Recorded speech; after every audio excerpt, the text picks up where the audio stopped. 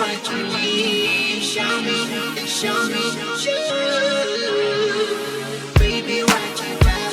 Oh, baby, what you need. Show me, show me. Let's go.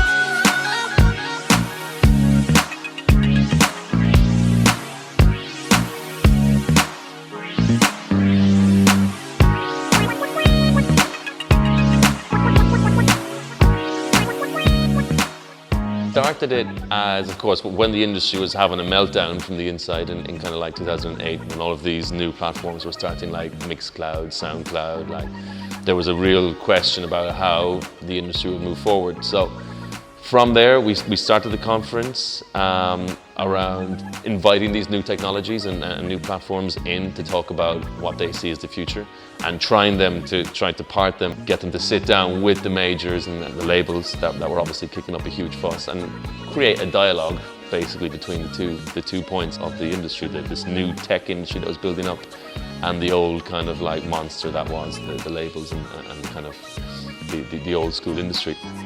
And it started like that, moved really well. Started getting recognition over the years that this was an event that was quality. Like, we don't have the huge budgets like Sonar, like Midem, so we really had to focus on the content, and that's why I think the event has grown up over the years.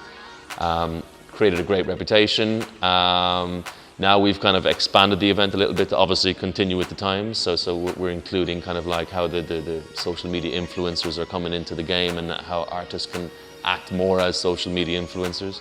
Obviously also looking at the sync area with, for the last 4 or 5 years, which has been a big money earner for the industry. And then all the classic areas of streaming, of AI, of new smart speakers. So everything that's kind of rolling with the industry and technology in the grander scheme is something that we look at. So yeah, it's a conversation of like-minded people from the industry who are pushing things forward, really.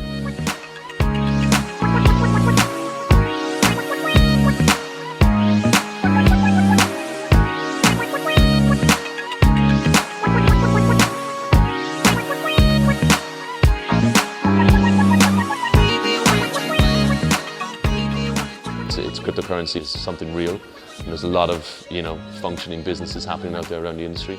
The Future Music Forum is trying to adopt to that, and we're trying to actually in the future people can pay to attend the event through cryptocurrency. So that's another important area.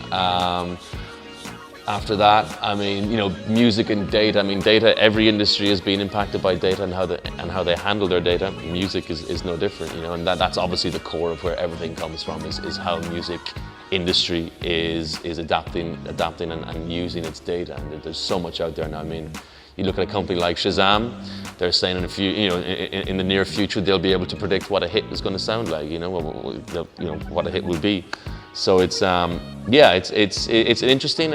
It's a fun time, I think, to be in the industry. There's obviously not the mega money that used to be in there for big bands, but there are more streams of revenue that you can take, through streaming or through merchandise. There's a lot more, let's say, options. There's not this singular kind of like, right, I'm going to play Camp Now and be a star. No, you've got your own community and tribe that you can make a decent living off.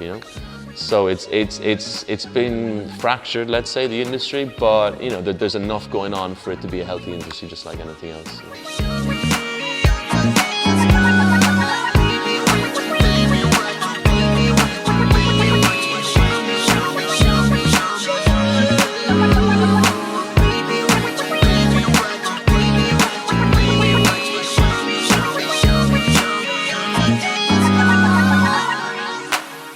So the decentralized culture, let's say, around applications and social media, and that, I think it works well for the industry. I alluded to it earlier on. I think it's not this singular activity anymore. You've got a tribe, you've got your following of 20, 30,000 people.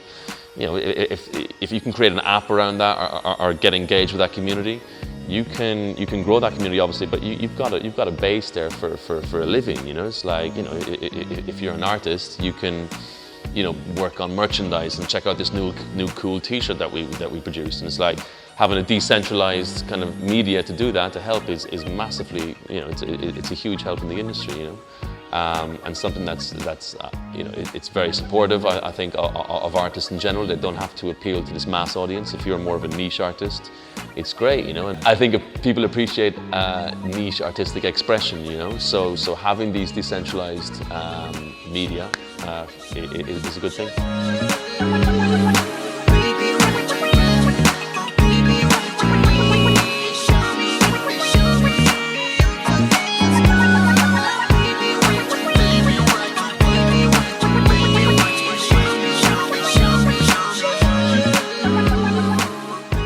So everybody wants to hear stories. Everybody wants to be kind of feel impassioned, you know. So in that instance, I have a bit of a romantic view of the industry.